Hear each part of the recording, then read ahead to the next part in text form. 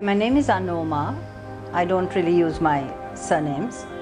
And I don't really like to designate what I am because I have done such a variety of different things, from mixed media to a lot of video work to sculpture, oils, digital, iPad art. So it's a variety. So in a way, I don't feel I can actually call myself anything. I mean, I'm just an explorer. That's an idea. Adventurer, explorer. So hello and welcome Hi. to another episode of Hunar Charcha Online, our artist series where we chat with artists and creators from all over the world. This time we have Sri Lanka's best known artist, installationist and designer Anoma Vijayawardene. Anoma is a kind of artist who doesn't like to limit herself to creating works. She also is a seeker and explorer who likes to find solutions to the problems of our world today.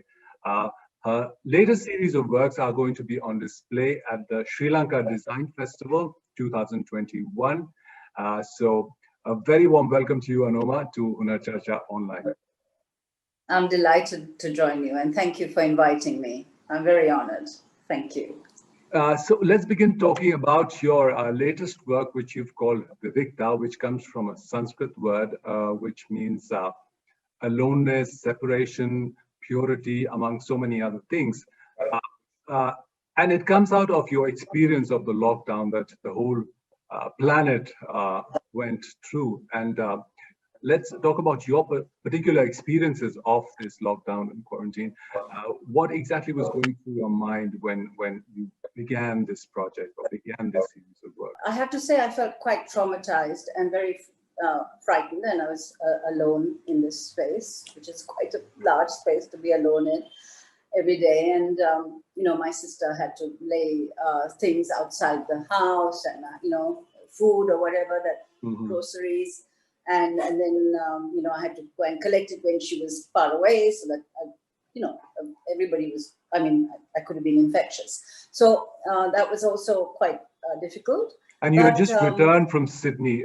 You had just come back. from my show in Sydney, I mean, it was on, and it started on the 8th of March. We had the opening, and then Sydney was also going into this not lockdown. They were much later than us, but Right. they were being infected, and so it was very frightening. And then luckily I decided to bring my return forward, and then so the show was still going on, but I came back, and so it was just after one show, and then this happened, and so one's feeling quite blocked and worried and unable to express myself in any way, and literally a bit scared, like we all are, I guess. And then I sort of had a chat with somebody, and we just sort of decided to kind of maybe exchange work, and just to and to also accept that it wasn't going to not be of any value, but just so that we actually do something. And so this series started not intentionally, but just to sort of stop myself from going bonkers. And then it sort of developed from there, because it became quite interesting, let's say, because it's very internal, and it's very intimate, if you like. You've seen some of the work, or images of some of the work, so you know what it's sort of about and like. So yeah, that's how it happened. Yeah. Your practice has often sort of included the writings of poets and authors from all over the world, and this particular work is also informed by the writings of Ramya Jira. Ramya Jira Singha. Yes. So how did that come about? Did you hear the lines earlier, or did you see the paintings and then write the lines? No. I did the paintings, and obviously one's still kind of not going out, even when we came out of lockdown, which was in sort of June or something. And so the paintings continued till December. But sometime maybe in November, I was looking through her most recent poetry book, which was published in London.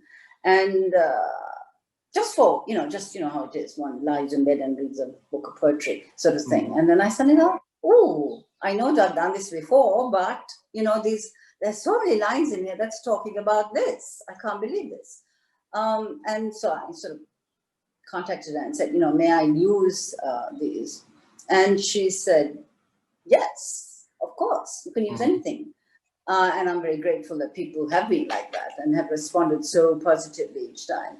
And so I started, thinking, oh, this is a bit of line, really expresses that, and da, da, da, da.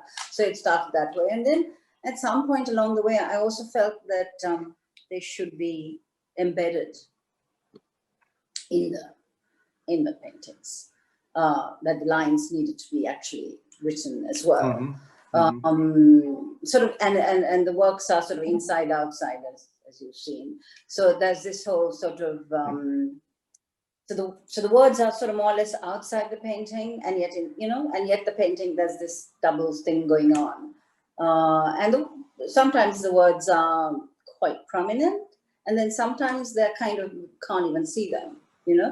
So to have this sort of they're there but they're not there, they're important but they're not important. So it's up to how anyone wants to receive it, really, I suppose. But yeah, so that was just sort of not coincidental, but just something that happened. But of course, always the paintings have come first. And in fact, even when she earlier wrote for an exhibition of mine, Deliverance, she wrote after seeing the paintings. Obey the flow, the stream, the current, the tide, the wind, the rhythm, the seasons, the quakes, the reaping, the flowering, the budding, the blooming, the aging, the dying, the rising, the growing, the flowering, the flowing, the flow, obey. It's interesting because you trained as a fashion designer at London's Central St. Martin's. Textile designer. Textile designer. Which involves, of course, a lot of drawing. All day, that's what you do, draw and paint, Right. So why didn't you begin your sort of journey into with fine arts itself? Why go into textile designing and then go into because my parents absolutely said, no way. They wanted me to go to university. I had the grades to go to university, so I had to anyway battle to go to art college in London instead. So what were the concerns? What were they worried about? You can't make a career as an artist, right? That's not a real job. maybe not a real job, but you know what I mean? That, the concern the parents may have that a child can't actually earn a living from. So do something which is creative, but which could also get you a job. Yeah. But I got very good grades, so I could have gone to university, I suppose, and so that's what they would have preferred me to do. But then, so I had to do a deal with them that okay, then I'll do something that's applied arts, where perhaps you can earn a living and have a career. Whereas, as we all know, it's a difficult life as an artist is a Right. And you did have a career as a designer. You worked with some of the best-known fashion labels. How was that experience? Oh, that was amazing. I loved doing it. I loved textiles. I loved being out there. And I did fashion textiles, and so my work was bought by Saint Laurent, by Cardin, by Cacharel by Jean-Paul Gaultier when he was working for Cacharel. And so that was amazing. And my first piece of work that I ever did actually go on the cover of Vogue magazine. Wow. Very long time ago. But I was still doing my MA then. Yeah. But so I did enjoy it. And at what point did you decide to sort of branch into as a painter and completely devote your total being? Exactly. Well, I think what happened was that, I was always also painting because I, needed to do that. And there was just watercolors, something simple and easy. Not simple, watercolors are not simple and easy, but sort of doable within the whole thing of designing. And I did, I did sell those. And there was a point at which I returned from England to Sri Lanka And then I really felt that at that moment, my life anyway was very changed over. My marriage broke up. I moved countries. I had left Sri Lanka at 16. I went to school in India. Mm-hmm. And then I went on to London. So it was a big change. And I just thought that this is not, I just thought, but again, I think, I realized that this was the moment that I was waiting for, in a way, to be able to paint fully. And so I was very kind of particular about not doing anything with design, but just getting on, leaving that behind, even though there were lots of things I could have done, and, there were temptations, because of course I had done that as a career and, paid the bill. And I had also lectured for over 10, 15 years in England in textiles and design. So it was quite scary to give it up. But then I felt I had to sort of make that stand and make that decision. And it is something you never went back to? You never went back to textiles after you began your serious art practice? No, I mean, I have been invited to, do stuff in textiles, and I've been asked to, collaborate with fashion designers and whatever. But I just have felt that very strongly, that I just want to stick at the moment, let's say. Who knows what happens. Yes. You've had a very varied and there's all kinds of possibilities. Absolutely. So in a way, your artistic journey began with your return to Sri Lanka, and that is what informs your art. There is something about Sri Lanka which really inspires you to paint and create those works. How would you describe your sort of entering this whole frame of mind where your home country sort of makes you aware of what an artist can do, or the place of an artist in making people aware of things and making people realize about what lies around them and what they need to seriously look at? Yeah, well, I mean, on many levels, I suppose. I came back, to a country that was a war zone, obviously.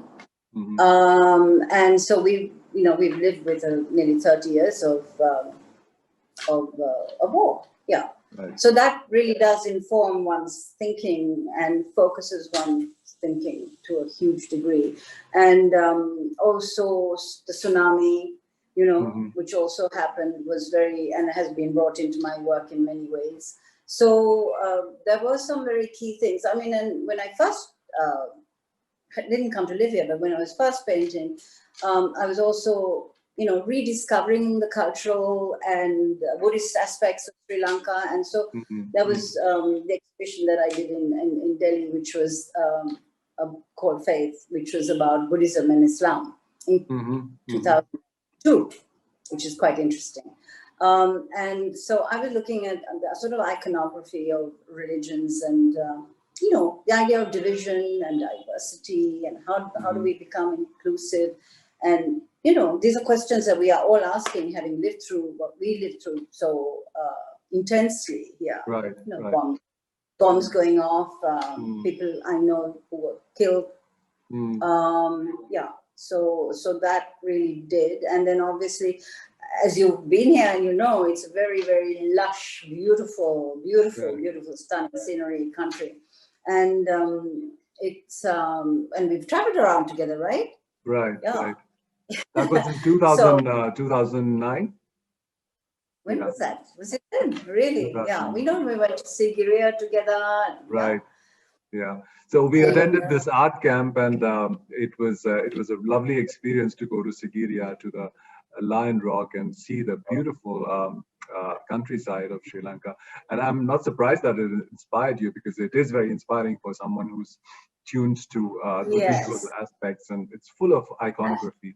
And it's full of natural beauty as well. Yes. And that, I think, also maybe my concern for the environment and climate change, and the last exhibition that I did in London in 2019 was on climate change, and in fact every painting had a little image of Greta Thunberg. So I've done actually 7 exhibitions on climate change.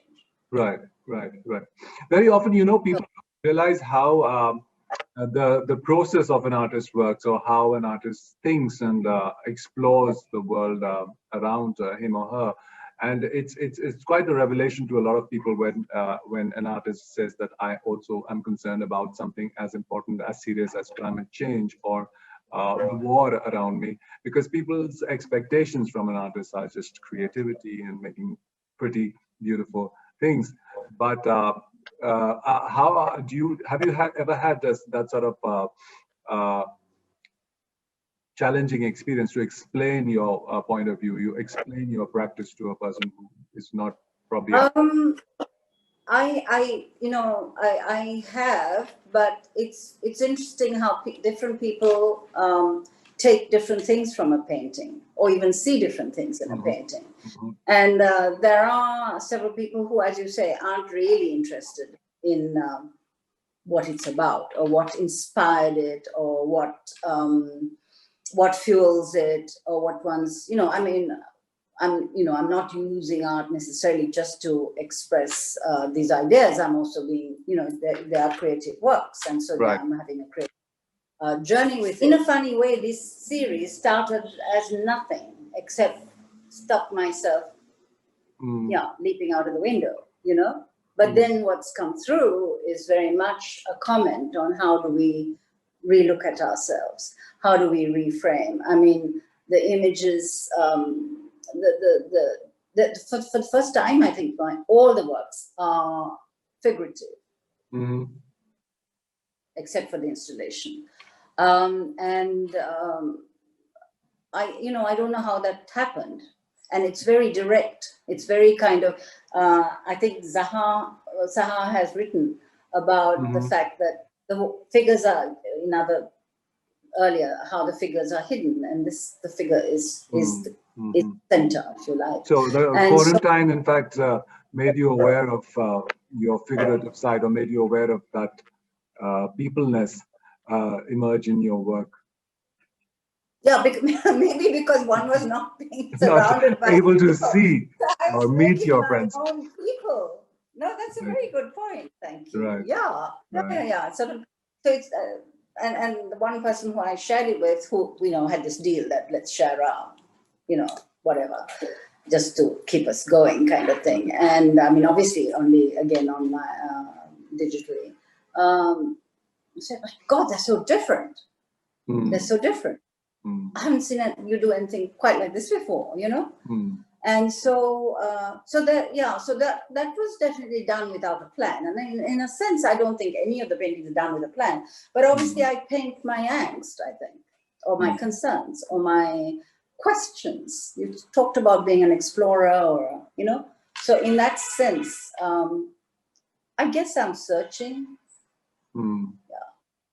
Searching. And I think your installations also come out of that search, or that quest that you have, because I think you did your installations when you were doing a show in Maldives, and it was the whole concern about the island going underwater, and again climate change. So tell us something. And that was in 2010, and again, interestingly, I did that in Maldives, and I did 2012 when the Rio conference was on. And yet there were a lot of people who just like climate change, who are not actually engaged or that interested or taking it that serious, certainly not taking it very seriously, something that might happen or might come and go or whatever. But the sort of first installation I did, was, and the first sort of digital work I did was in 2007. No, 2006 at the National Gallery. I did this exhibition of images of the war. I'd been to various places, and tsunami, and then combined it. So they were very digital and words, and then I had a video installation, and I think, so that was the beginning of that kind of work that becomes more, installation, if you like. Yeah. So and then it was very much for the first time really that I did sort of interactive works, you know, where people had to engage. But also in 2010, sorry, for Phoenix. So yeah, so slowly that installation thing, installations became sort of important, and sculptural works. So I would like to understand, how does this progression work? Like you began with textiles, and somehow you didn't feel that your work as a designer addressed all the things that you wanted to feel at that particular moment, and you came into as a full-time painter, and then from the installationist and video artist. Was that also coming out of a quest to explore different mediums, different ways of making art? Yes, I think so. I think, I mean, I was very intrigued in 2004 or 3 with the whole digital kind of, you know, art. What's happening? Yeah, media art, and I was like very, I mean, obviously I, you know, trawled all the exhibitions in London and various places, and I was like kind of, oh, do you think I can try this, you know? So it was more like, you know, let's try this, you know? Right. And so then that was the beginning of, you know, it was just more to, and also I think using the right medium for the right kind of expression.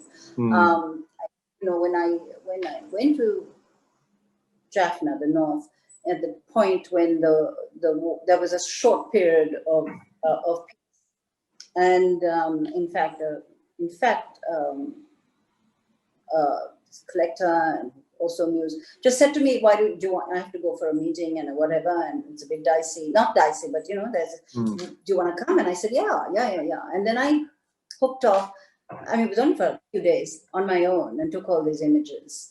And I had, and I did actually have the army watching me, and Tamil tigers following me and asking me, was I a journalist? Because taking photographs as well as making sketches. So I said, no, I'm a painter. And so these works came back, and I was planning to do paintings. But somehow that's when I realized that, no, I think it's going to work better if it's that I turn these into digital art. I mean, they're not photographs; they are actually digital works. And then the video happened from that. So everything sort of progressed. I don't now, looking back on it, and you're asking me some wonderful questions, trying to, you know, find out how it started and where it went. But yeah, I just sort of progressed into all these things because, yeah, I feel, oh well, that's not going to express it. That, you know, how is the best way to say this? That's more the way it goes, as well as a curiosity into what's that like? I mean, and recently I've been doing so much video editing. Saying, oh, I can have a new career as a video editor. Yes. Yes. Because this is quite fun. And then your whole work on climate change, that is also very interesting to see, because it is, as you have just told me about how you put yourself out in situations where I don't think a lot of artists would, because it is also considered like being a very safe vocation, where you are in your studio painting, but you have been out there in situations which are not exactly safe. And you were often mistaken for a journalist, which in a sense you were going to a place where not many artists would venture. Yes. No, and there was one point I did something very stupid because I just wanted this shot. I just knew, and I did step into what was labeled mines, beware of mines. Well, I mean, obviously I'm still here. But you know how when you feel you have to get that, you have to get it, you sort of almost become stupid. It's almost the excitement of a photojournalist who has his camera and who wants the best picture out of the situation, and just goes. Sometimes they also. Exactly, I can't get it from this angle. I can't get it from the road. I have to go into that grass. I have to go into that grass, and I'm now thinking, idiot, what an idiot. But anyway, I'm still here, so. So I wanted to know about your engagement with climate change, because it is a very serious issue, and a lot of people have spoken, writers and poets have talked about it. But As an artist, how do you see yourself engaging with something which is abstract and at the same time very urgent, and it is difficult to sort of portray that in a visual format? How do you go around doing that? Yeah, well, I mean, it sort of, my first works were, the first time I really sort of engaged with that was in 2005 in Sydney. And I really, yeah, I had a sort of sense of, how can I put it? Yeah, but of being very sort of delicate about it. But I mean, I wasn't thinking the word climate change didn't exist, but it was clear that we were rampaging and pillaging the earth, So it was about trying to say how small we are. And so it just sort of carried on from there into different more, it became more and more, how can I say, I'm trying to say, more and more direct. Till I think, the most recent one was very direct in that I actually have, somebody, a very key figure, actually named figure in the paintings, And I think the earlier, and in 2012, we had lots of panels on the street. We had interactive panels. We had information on climate change in 3 languages. Boards on which people could actually write their thoughts. So so it became more and incrementally more engaging, urgently with it. And so, it's sort of grown stronger, but, whether to be honest, whether one's actually kind of getting it across to anybody, I don't know. My father was very, very aware and was reading about all this in the 70s. So he was looking at alternative energy, he was looking at alternative farming methods, alternative approaches to agriculture, and he was a future voice in that sense. So Your father was an Olympian. Yeah, he sailed in the Olympics in 1968, in Mexico. Yeah, he's quite mixed bag of. No, it's wonderful to have parents like that, and that's how you are. Well, they're full of passion about certain things, and of course, if you live with someone like that, then of course you are also imbibing all that. So I mean, I'm reading Schumacher and James Lovelock, and you know what I mean. So that was just because it was there. So I was much more already, attuned to that, very from my childhood almost. I mean, my early teens, let's say, when you became kind of more aware of sort of the world, and so it's not, it's been so not a concern, but it's been there, and I mean, the first concern for the environment was that long ago. It was in the 50s, right? It's just that, nobody's listened. I don't know if anyone's even listening now, I mean, the Paris Accord has happened, but then, as you know, Trump pulled out of it. I mean, Biden has said he will go back into it. The next climate change conference of the UN is in Glasgow. And so there's a lot of hope for that. How do you see the place of an artist in the world today? Because it has definitely changed from the early 20th century or centuries before that, the place of an artist. But today an artist has to both create works and help make them reach out to people, because we have a lot of newer ways of reaching out and taking our work to the world, but also it's a challenging situation because there's so many people looking for your attention. And in such a scenario, the artist has to both create works and also sort of talk about them at different platforms so that more and more people are aware. I suppose it's the idea of the ivory tower artist, who retreated into the studio, and that's diminishing gradually, I think. Yeah, now we have artists who, mostly engage. Not all, I don't think, and I don't think we should ever say this is what an artist should be. I mean, I don't, I mean, that's what's wonderful, that the artist can be whatever it wants to be, Right. It is not ruled by anything. But whether it's Tracy Emin talking about women and how women, she was one of the early voices. So Me Too, long before Me Too, because all her paintings and art was about women being abused or used, and someone like that, or anybody. I think that they're far more engaged with the world, and maybe we are also always, or because of social media, because of the way communication systems work, maybe we are all communicating our thoughts and ideas more, and we all want to respond to them. Maybe there was a time, as you say, in the earlier 20th century, when you could retreat from the world, and maybe the world could retreat from it because it felt safe. And now it feels very, very unsafe. I think I'm very sad for all the young people. I mean, as I said, the response to my climate change work and even my work with unity and universality, the interest is from young people, because they are the ones who are gender bending. They're the ones who are concerned about climate change. They're the ones who are, energized about doing something about Black lives. I mean, all this, it's a sort of different,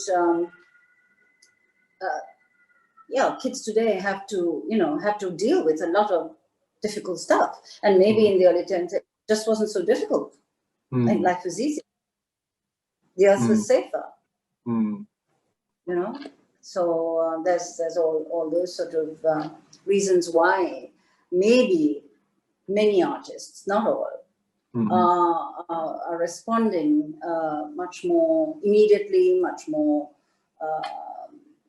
about societal ill life. Is there also this sort of freedom which has come about in the world today, where you should not just limit most people do not want to just limit themselves to a particular medium or a particular style of working? There's more fluidity, especially for artists and creators.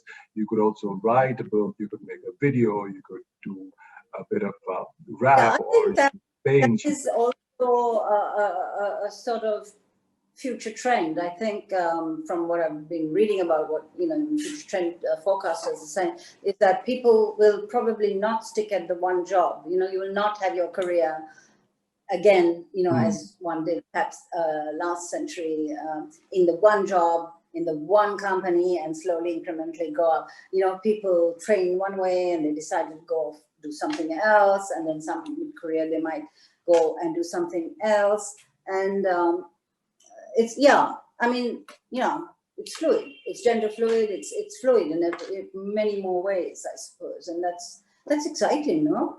Yes, I think it's very exciting. I was talking to this school had invited me as a chief guest to speak to their art students, and one of the students asked me this question, that the new technology, how does an artist view new technology? Is it scary, or does the artist feel that he's going to be redundant because technology is sort of overpowering us in a lot of aspects of life? So I said it's never scary or challenging, because technology has always been coming, and we have been incorporating it in our practice, in our work, and it's never scary, because you know that it's there, and once you have a hold of it, you gain some sort of virtuosity in using it, and that's the most exciting part. It's like what I'm talking about in my work to do with inclusivity and diversity. It's always scary when it's something you don't know. It could be scary. I mean, obviously, a good part of America is scared of, what's the other, the alien, right, the outsider. So technology is also scary in that sense, that it's the outsider. I mean, it's not what we have been doing. I mean, artists have been painting with oils and pencil and paper and canvas for centuries and centuries and centuries. And it's as you say, it's very recently that we have started to use all this other technology. But I think it's about embracing, and I think it's about including, and it goes with my thoughts on embracing diversity, inclusivity in races, in nations, and the more we can put it all into that melting pot and see what comes, be energized rather than being xenophobic about it and separatist and nationalist or divisive or this is how I do it or this is me, right. and who are you or what is this technology? Of course, it's scary. So the other is always scary. I mean, it's much easier with the guy next door, or whatever, than some stranger. But so I think it sort of goes with that same idea of, of embracing or being curious and daring to fail also. I think daring to fail. That is one of the most important aspects of being an artist. You're not scared to fail. In fact, it's very important to fail and sort of scatter. Exactly. And, actually, that brings me to another point that it's a dangerous position that an artist or one, I suppose, can get into. That we become complacent because we know now. I know how to do that kind of a painting, and I just kind of do it that way the whole time, sort of thing. And I can then become repetitive.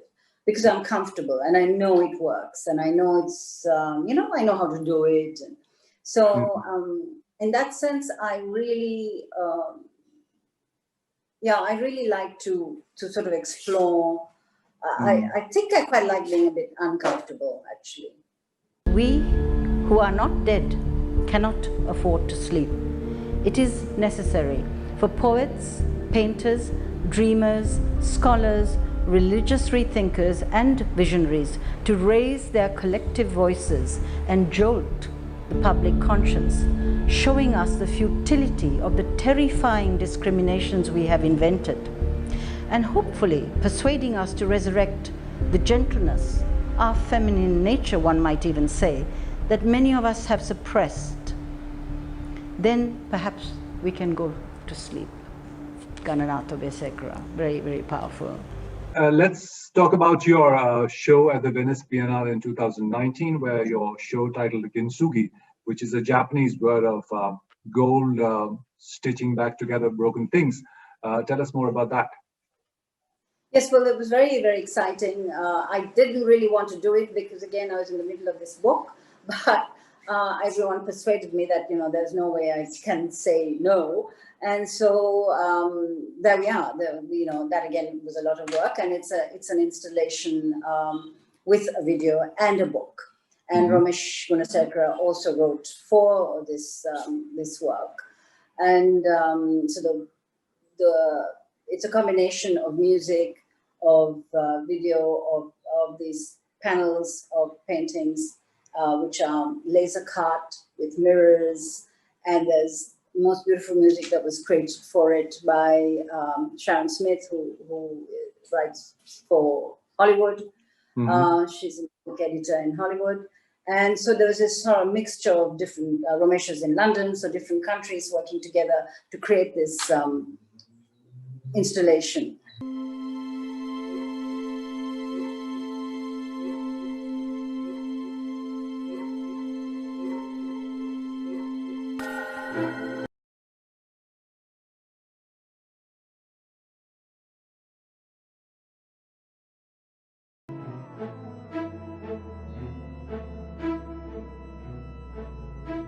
The black wings flap 2 by 2. Ark, let us make a covenant, you and I. No one else needs to know. When I end the world, your world, you will be saved. You and your partner. And those other two. And those two. And perhaps those other two. That other one, on his own, will have to take his chances. There's nothing I can do if he is alone. Only you, and those two, and those two, and those two. They will be useful next time. Across the amber sky. Amber. Caution. The mines have been cleared, but tread carefully. Someone was living here once. You'll find traces in the earth, the plants, the pale flowers turning dark at the edges. Among so many of your international shows, there was one in Hong Kong, Sotheby's show, I think, which was about women artists from all over the world, and you were the only one from South Asia. How was that experience for you? Oh, that was also amazing, and again, I mean, they had to call me 3 times because I was I was not responding, but I'm so glad. And that was in 2016, and yeah, 15 artists from Kazakhstan, China, Japan was Kusama Yayoi, and from France, from Italy, from Iran, and it was to do with, as I said, the Silk Route. And women artists from Silk Road, because I felt women, though they may not have been the ones traveling in the caravans with the silk, and the might not have been the women. But their works were, their creations were. Yeah, would have been the people producing the work. A lot of the time might have been women, would have been women. And of course it came with the title, One Belt, One Road, which is of course in China's very powerful statement about how they want to continue. And so that also was very exciting, meeting all these incredible artists, and they all came. Sadly, Kusama Yayoi did not come, but I was rather thrilled that my work was right next to hers. And some very wonderful artists of different ages, you know, kind of a whole, some very young, some older, obviously. And just the interaction and the response in Hong Kong was amazing. Of course, it was Sotheby's, so that was also very, very thrilling. And, you know, to have Sotheby's guards guard your work, you know, was quite something. Yeah. So it was a very interesting, interactive experience because of the women artists and how much we engaged and cared and shared, you know, like Russia as well, the Russian artists as well. So that was. You also mentioned that you did your schooling in India. Where exactly did you go to school in India? Well, I went to Kodaikanal to the convent, which since has packed up, and I think I was just sent because I was just so out of control and so naughty. And I can't imagine. Across the water, as far away.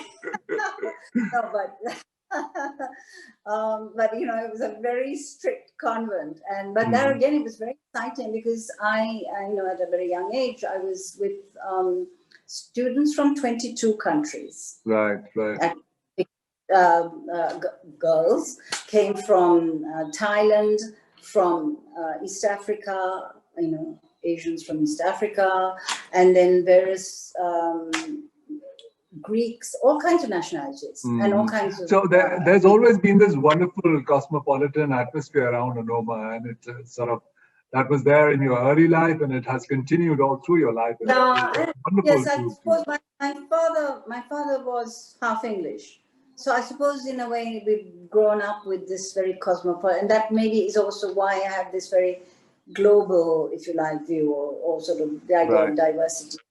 I mean, I'm also a product of diversity. My parents come from 2 different religions and 2 different castes.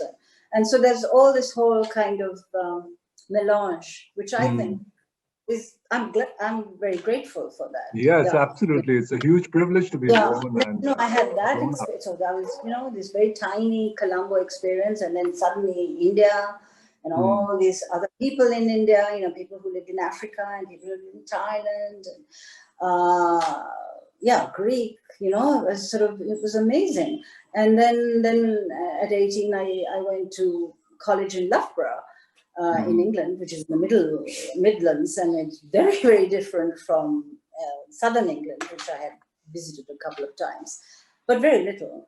And then that was my foundation. So I was then, it's near Leicester, Loughborough, a very, very good art college, and part of Loughborough University now. And then I moved, then I got into Central St. Martin's, which of course was amazing. And an incredible experience. And of course I also lectured there as well as other colleges later. So yeah, so it's been, feels like I've been all over the place.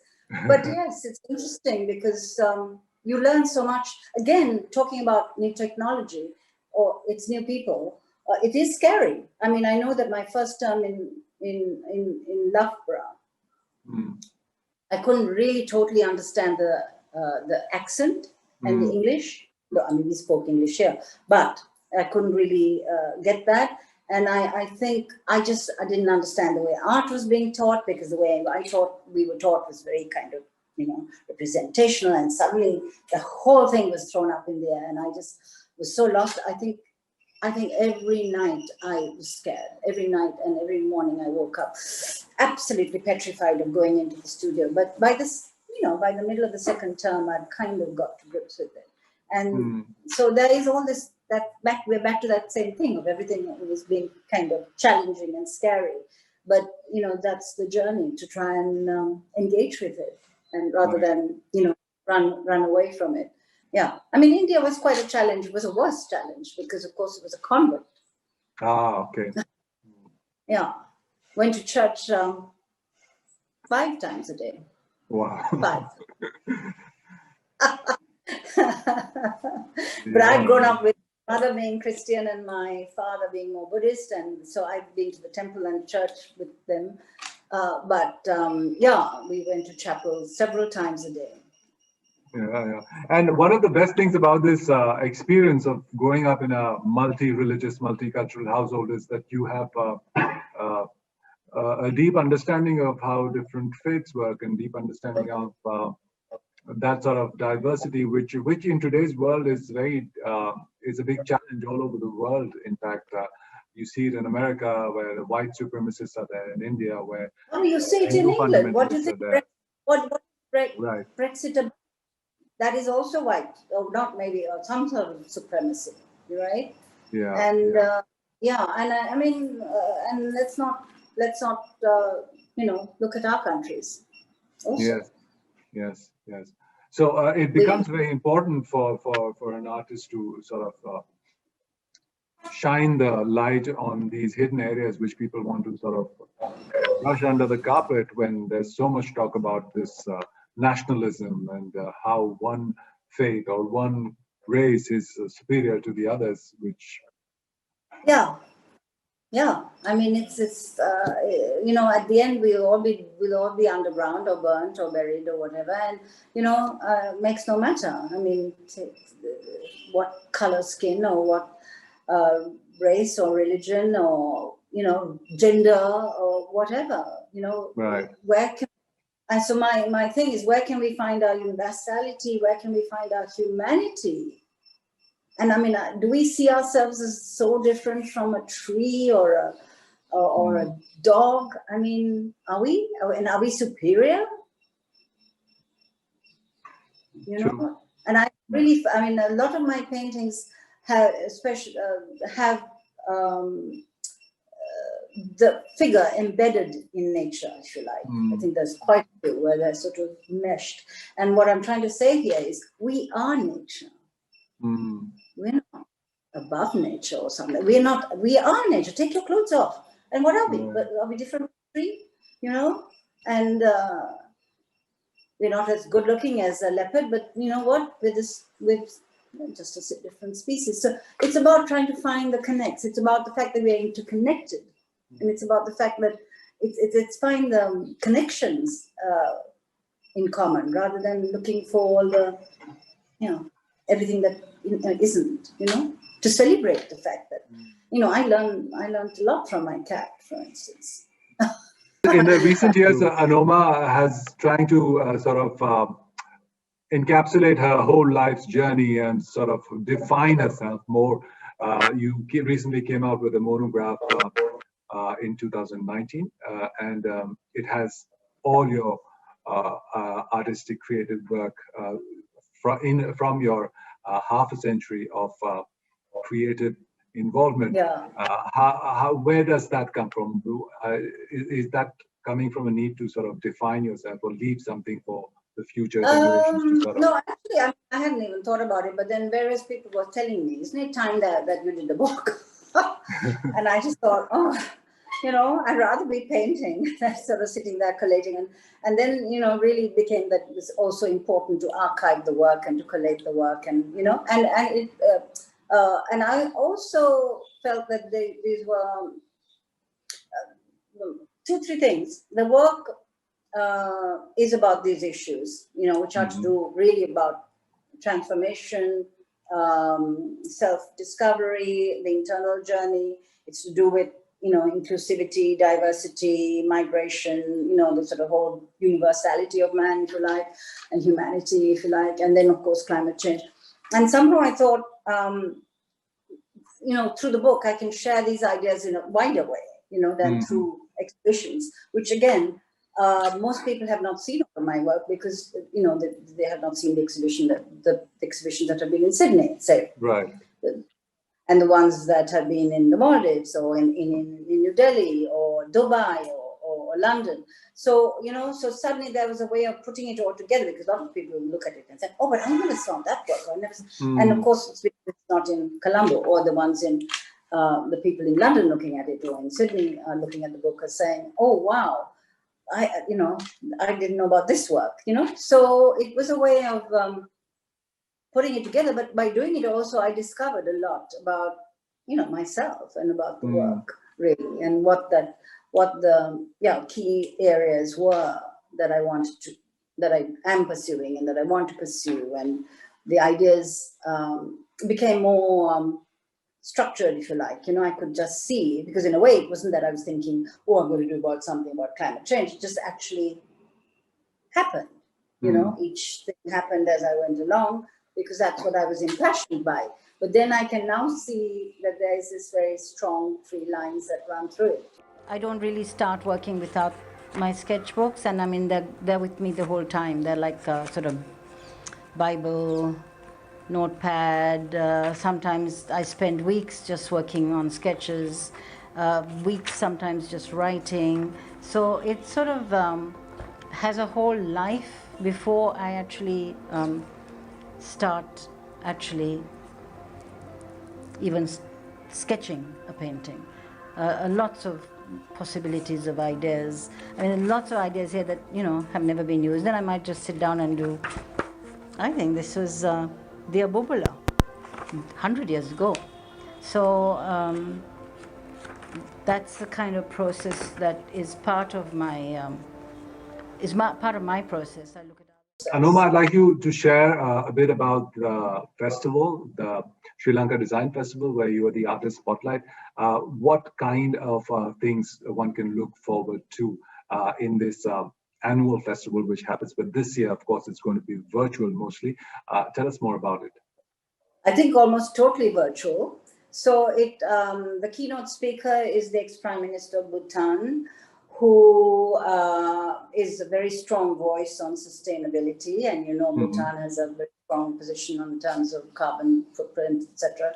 And so that's going to be very, very thrilling. We have 2 creative legends being discussed. There's Chitrasena, a great dancer, and the Chitrasena Dance School, and Ina De Silva, who's a great designer, being discussed. And there's fashion. There's a lot of stuff to do with IT and where new thinking is going in terms of technology, actually. And so it's the idea of using design, you know, because design comes into all of these areas, right, obviously. Well, there's, I mean, obviously fashion design and all those things as well, but into so many aspects, and also to do with the craft industry. And very much the idea is, you know, sustainable tourism.